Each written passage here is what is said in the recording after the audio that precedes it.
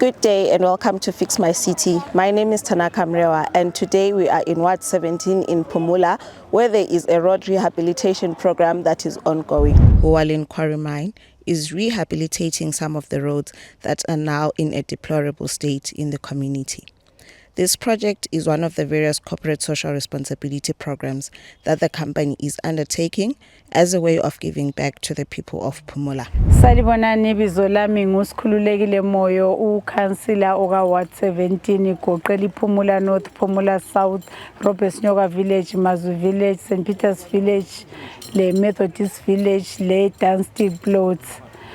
Lamhlanje ngikhuluma ngimi lapha sisePhumula North lapho kulomsebenzi omkhulu owenziwa iWard Development Committee esikhangela ama stakeholders ethu wonke awe Ward 17. Sikhangele umsebenzi esiwutholileyo ipartnership esithole kuHualien ezosisekela siyisigaba elungisa umgwaqo lapho labo abasebenzela khona. Sikhangele ukuthi bafuna ukusilungisela umgwaqo kusukusela kungena road la kumqabuko road kungaba libanga eli 2.3 kilometers lapho abafisa ukuthi basiyenzele ipothole patching kuthi kulezi ndawo maybe 500 meters lapho abazawuqala phansi umgwaqo abazawudiliza bawulungisise lapha sufe khona kakhulu. Ngakho ekunye sikunanzelelayo siyisigaba umsebenzi lo uhlanganisa uHualien in partnership le City of Bulawayo. uHualien uwenze umsebenzi wonke okudinga imaterial le machinery ebidingakala ukuze umgwaqo lo ulunge. ICouncil yabuya le labor esikhangelele ukuthi besikhangele ukuthi umsebenzi lo uzathatha iviki elilodwa. Sikhangele intengo zemtshina esetshenziswa nsuku zonke ukuthi zingabi zinkulu ngoba kuyabe kukhuphula imali ezabhadalwa ngabantu abasincedisayo ukuthi basilungisele umgwaqo. Lamhlanje sikhangele sebesebenzile kusukusela epolice camp bafika ePhumula High besenza ipatching sokusele nje ukuthi bayenza ilocalized lapha bathi badiliza khona umgwaqo ku10 of yokuyemalindela ukuthi balungise bawuqale phansi kuze kulunge ukuthi ube ithara ebiveli khona.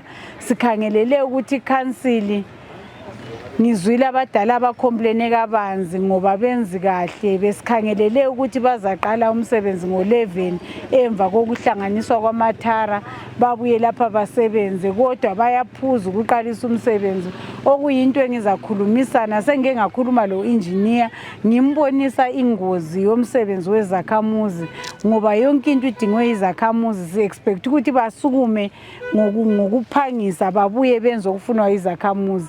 Ngizalandelela njalo ngizakhulumisana layo sodolopho ukuthi imsebenzi efana lale isikhangelele ukuthi basebenze ngokuzikhandla ngoba abantu babe bekhangelele ukuthi kuphele nxa kungela material siyabe sizwisisa kodwa lapha yonke into ikhona sokusweleka yona iCouncil ukuthi isukumele phezulu.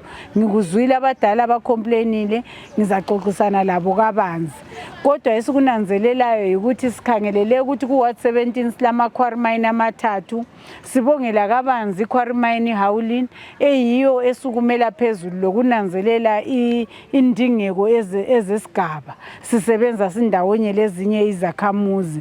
Sikhangelele ukuthi emavikini alandelayo sizaba lomhlangano lo Zada mine lo Shoniwa mine labo ke sebeke basincedisa kancane sike saba lomcimbi ebesilawo efalo nje Robert Nyoka bake baphatheka bejengisela ukuthi hayi labo sebebona ukuthi izakhamizi kumele kusetshenzwe lazo labo siyababonga kodwa sikhangelele ukuthi labo imigwaqo eyakubo babona ukuthi bayasincedisa kungabi ikampani eyodwa ngoba bathola okufananayo nxa kuyikuthi bayagebha amatshe lawo. Ngakho sikhangelele ukuthi labo bazasincedisa ngendlela uHualien ayenza ngayo ngoba uHualien ulama projects amaningi asebenzelana lathi sizakhamuzi.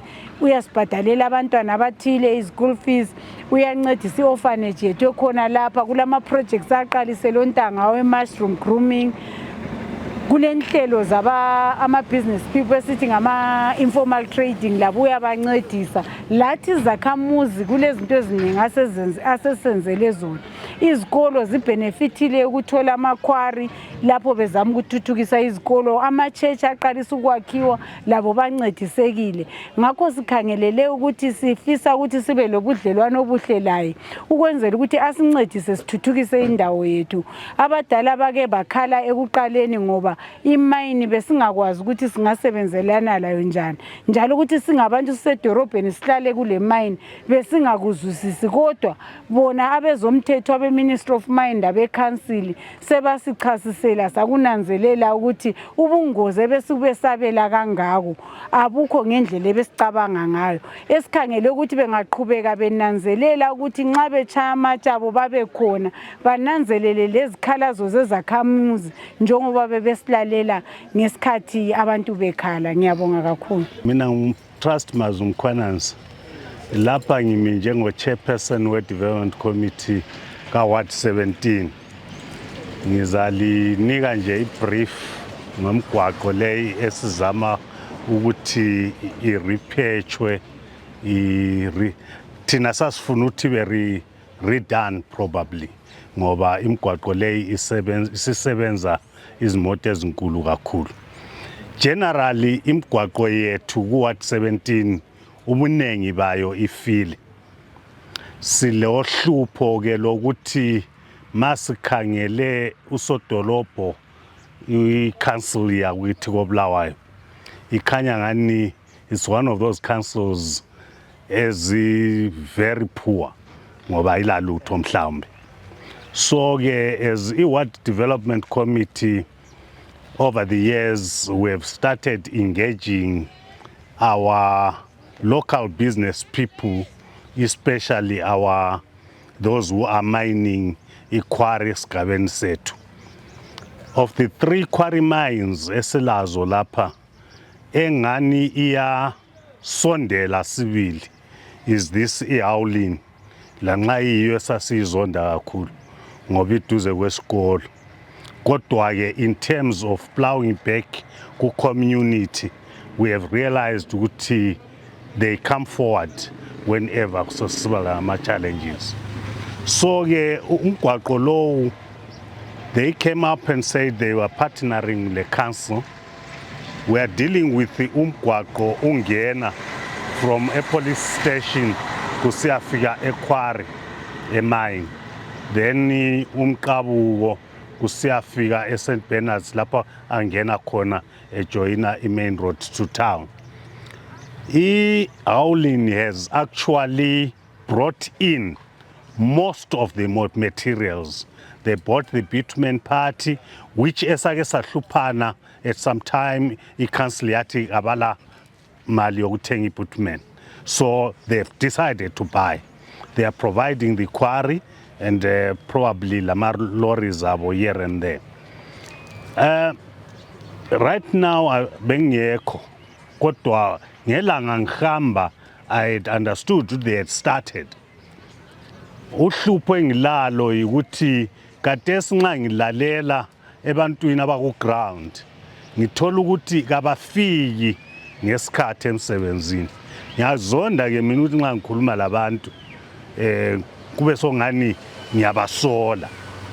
Asibasoli, but when we make agreements, especially when the community takes its time to engage partners ukuthi basincedise, it is disheartening to find our own council now dragging their feet, making izinto zisebenzeke at a snail's pace.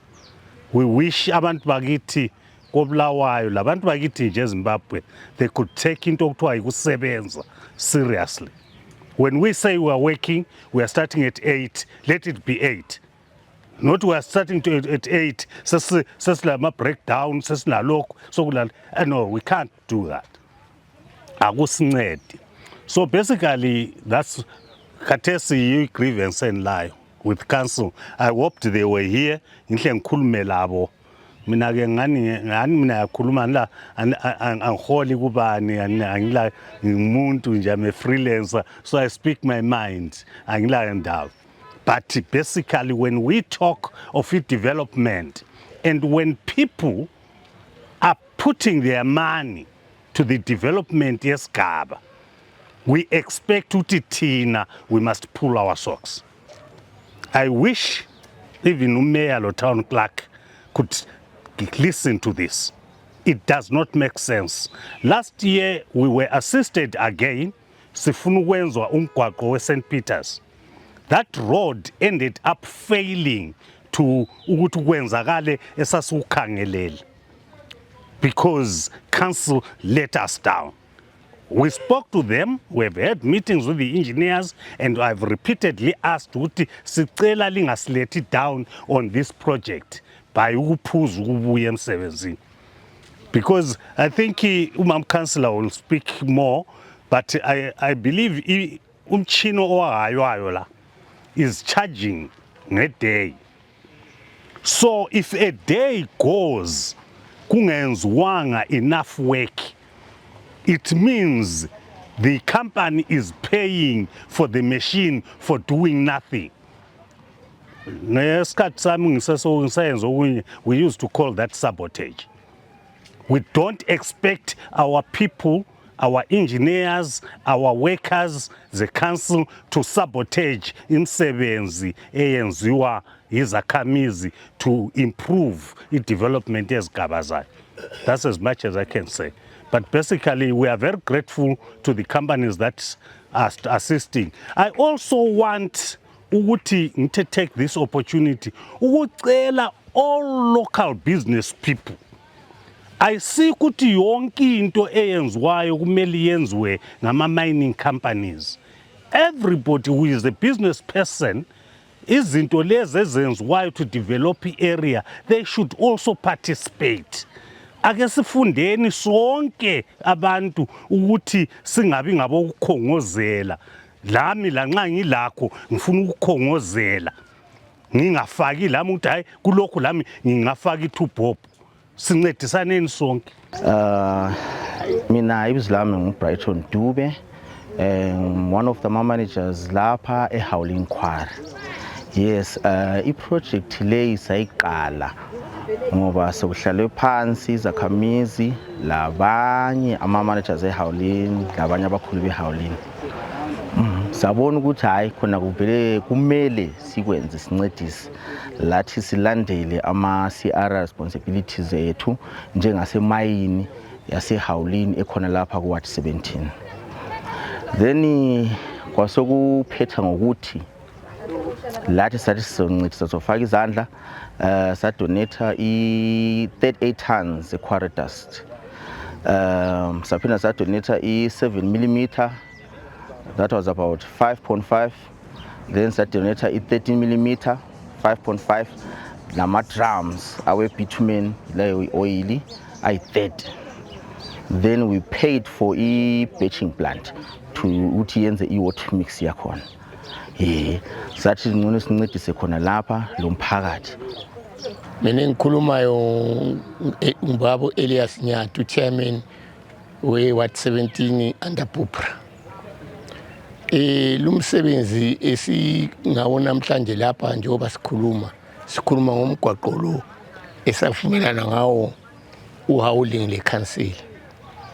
But i-council sibone isiletha down mama ngoba uHowling nxa ngabe sesizwa ngoHowling into wasinika ama-drama angu-30 awe lokuzeni awethara. Manje sizibuze ukuthi njengoba kade sikuphatha ama-drama angu-30 ngelanga besebenzisa 2 njalo siyezwa ukuthi ngelanga kubhadalwa imali eningi kakhulu ukuze bafake ithara emgwaqweni. Manje njengoba kade besebenza only 2 hours babuya ngo-4 apha 4 sebechayisile. Kambe kule sense yini ukuthi umuntu obhadalwayo ayengena ngo-4 ayichayisa apha asebenze only an hour enezabhadala imali eziningi kangaka. Kuyasidanisa kakhulu, kuyasidanisa noma kade singathi abantu sibatshela ukuthi endaweni yethu abantu bekhanseli bafaka ithara bayamangala ngoba bazabona abantu bekhanseli. Thina sasithi sikhumbula sasithi ithara ezayendlalwa njengoba kade singamadrama ubanana namadrama ngo-30 mama sisuka police sisiza khona apha emagrosa i-30 drums leziyana ubana bayifaka ithara bayendlala noma lapho bezaphelela khona abantu bebezabona ukuthi hayi ihowling izamile inale 30 drums zazo izamile lapho eziphelele khona asithi ukuthi ingayafaka iziqede iphumula ngoba siyakwazi ukuthi esikhwameni ikho lapho kufuneka khona kodwa sikutshoyo ukuthi enaleyo 30 drums ezikhona lubana ikhanseli yamvumela njengoba uthi abayavuma ngathi abavumi bayaphetha asiyothara lesingake sithi ukuthi bayafaka ithara bayaphetha nxa kuthiwa kufaka ithara into edlalwayo phansi so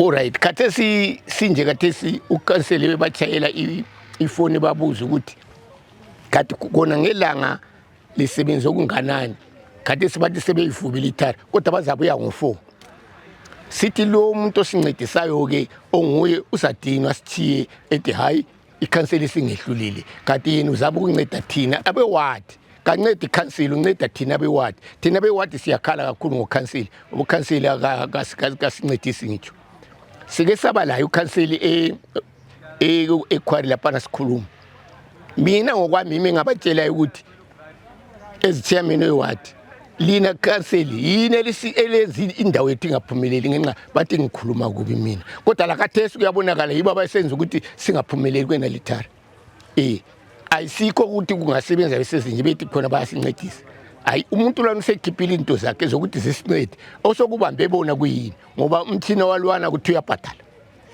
ngelanga bambhatalisa imali eningi akunje izaphela phela imali akade ikhiphile noma bi 12,000 nxa ngelanga besidla 4,000 nge3 days baye besebeqedile i4,000 baye besincedisile yini ikhanseli kayifuna ukusebenza ifuna ukudla esikhwameni sika howling kayifuna ukuthi isincedise kayifuna ukuthi iward 17 iphumelele lapha incedisa abantu hayi thina siyasola mama okunengi sekukhulumile umkhwanazi kodwa ke esingakho kade sikuthi ikhanseli is letting us down hayi kasithandi sibili ikhanseli bana yakezamelani nxa sikhuluma sinje liyefika khona ngale mahofisi nabo batshengisa ukuthi hayi abantu be-ward 17 bayakhala siyakhala sibili mama ngathi yiwo amaningi ami khona ke ngabatsho mama. Okay, mina nguSimbara Shendoro, ngu-chairman we-Bulawayo Vendors and Trade, i-BVTO, ngu-sector njalo ku-Bulawayo Province. So i-project le ekulungiswa komgwaqo sikhuluma ku-informal sector iyasinceda kakhulu imigwaqo ngakade ifile siku-business community iyanceda kakhulu ngoba bekulama pothole nxa imigwaqo sokulungisiwe laye ibhizinesi iyahamba kuhle kuyafakwa ama-deliveries amaningi so siyayibonga kakhulu i-howling ayiqalisanga kathesi ukuncedisa umphakathi wa 17 njengathi ku-informal sector ike yasidonethela i-Jojo tank esiyayifaka laphana e-toilet so siyabonga kakhulu ukuthi ibhizinesi iyathuthuka lama-delivery ahamba kuhle sibonga lo councillor sibonga lezakhamizi labe-BUPRA ukusebenzelana kuhle ngiyabona yiyo ikhampani esincedisayo njengezakhamuzi so thina ku-informal sector siyayibonga kakhulu iHowling Quarry. Mina ibizo lami nguLini Mhlanga ngihlala ku-ward 17 underneath ukhansela usikhululekile Moyo so ngibonga ukuthi iHowling yikhampani esincedisa kakhulu mntanami esikubongelayo ukuthi umgwaqo ubufile kakhulu council kade engarespondi nxa sikhuluma laye kodwa iHowling yaresponda yithi thina njengezakhamizi mina nginguChelepti ku-ward 17 owezakhamizi so umgwaqo ufile unjalo intuli ebezisuka phansi zisiye ezindlini beziziningi kakhulu ngama-potholes akhona la nxa izulu belinile amanzi ukuthi uhamba eceleni komgwaqo utshaywa ngamanzi imota zibaleka uzuvikanele imota until ukuthi imota ingaphosi kubulala but wakunanzelela uHowling ukuthi nxa izakhamizi zikhala ngiphakathi kwabo ngumntanabo wasedonate kama-drums la owadonethileyo ukuthi kuncediswe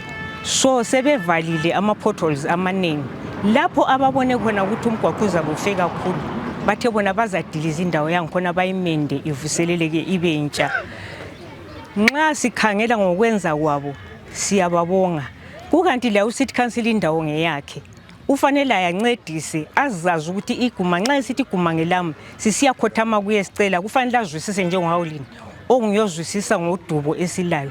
Simbonge kakhulu Hawulini ngokwenzayo. Yebo yeka sibona okufana nayo kodwa mina njengesakhamizi sala ngibona elusizo ephathisa ingani ingqubela phambili yona le esiyasithi nxa sikhale kuye wasizwa ingaphambili. Mina ngulizwe lihle Mpofu ngihlala ku Ward 17 ePhumula North isigaba engihlala kuso izone kumbe intersection ngozone 2A kuyimina uchairman wakhona lapho engihlala khona. Phakathi kwesigaba sethu uhlelo engilubonileyo ngilibonela ubalulekile lusuba luhle ngemva kwesikhathi eside ngoba emveni kwesikhathi eside silokho sahlala lapha akaze sibone kulungiswa umgwaqo sibona kuthelwa inhlabathi kodwa namhlanje sithe siyakhangela safica ukuthi sokulolunye utshintsho from ku council esilaye usikhululekile moyo ukuthi asincedisele kulaba abalenzuzo kumbe abatholayo abanjenge China lethu lesilalo khona lapha eduzane lethu ukuthi lisincedise ngethara ngamatshe besifakela amatshe ukuthi kulast emgwaqweni lapha okukhona rather than inhlabathi ebikade ifakwa. Ngokubona kwami la ngokuhlakanipha kwengqondo zami ngikubona kukuhle kakhulu ngoba ngicabangela ukuthi kuzaze kuyequphuka ngesikhathi sezulu kodwa kwakathesi ngikhangelela ukuthi kuhle ngoba imota sezihamba zikhululekile lalapha eziwela khona kusiba lamagodi sokuhambeka. Mina igama lami nguthandwe Mpofu ngihlala khona pha ku Ward 17 ngingu organizing secretary we development committee. Sithanda ukubonga kakhulu iHawulini umsebenzi esiphathisa ngawo sonke isikhathi ngoba mangingaphazamisi okokuqala ike yasifakela futhi isitina izama ukuvala amagodi la esasesilawe semanengi kakhulu. Wakhathesi bazamile futhi ukuthi basidingele ithara amadrama ngo-30 ukuthi sizama ukuthi silungise umgwaqo wethu kodwa iCity Council ingani yasincindezela ingani yenza slowly but bona ngendlela ebese sibona ngakhona hayi impumelelo sibili emgwaqo wethu khanya yaphumelela emgwaqo wethu saba mihle siyabonga kakhulu ngoba amagodi la bevele sesidalela okuningi ebusuku izimota bezibhampa abanye benza ama-accidents so sithanda ukubonga kakhulu sibonge iHawulini esisizayo ngiyabonga. Ngikhulumayo ngoNqobi Izitha Moyo ngu-organizing secretary weBupra khonapha ku Ward 17 ngithi ke sibonge nje namhla imizamo ezamekayo phakathi kwesigaba lapha ngokulungisa imigwaqo wethu ungena road usuke epolice camp uqonde eHowling Quarry Mine size khonapha sithatha lo umqabo siye Tenofie North njengabakhokheli sihlala sihlupheka ngemigwaqo efileyo lapha sakhulumisana le stakeholders ethu uHowling Quarry Mine sicela ukuthi basilungisele umgwaqo so kwenzakala kathesi baqalile nje phakathi kweviki lapha bayalungisa umgwaqo uncesola lo City Council uhluphe esilalo kakhulu ukuthi abe City Council baku slow pace ngokulungisa umgwaqo besikhulumisane ngokuthi kumele bathatha amalanganyana angu5 or 6 sebeqedile ukulungisa umgwaqo manje siyananzelela njengabakhokheli lapho kwenzakalayo ukuthi bayabuya ntambama ngama4 bafike balungise mbijana bahambe yikho lani zakhamizi nxa liyabe liyibona imoto yena liyanilungisa bayathatha kuyi1 hour kuphela ubona imoto esikhamba so lapha sithi sikhare kakhulu ngoCity Council ukuthi sicela City Council ukuthi nxa uwathola esinye stakeholder esinguHowling Quarry Mine sikuncedisa wona kathi uvela usehluleka lawe zama ukuthi pull up your socks ekutheni imigwaqo vele ngomthetho ngaCity Council isiHowling Quarry Mine.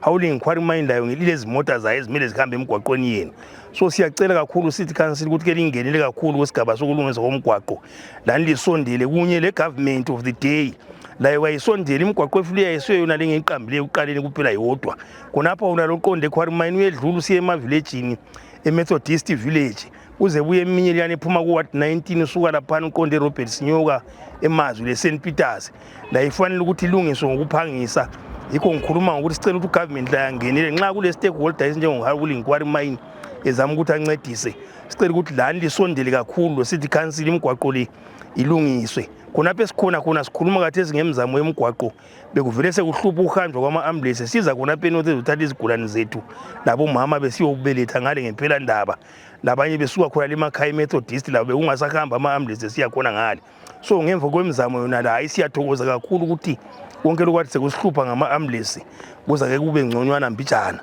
This is all that we had for you on this week's edition. We will be closely monitoring the progress and keep you updated as the project progresses. Let's meet again next week for yet another informative program. Do not forget to follow Site on all our social media platforms on @SiteZW.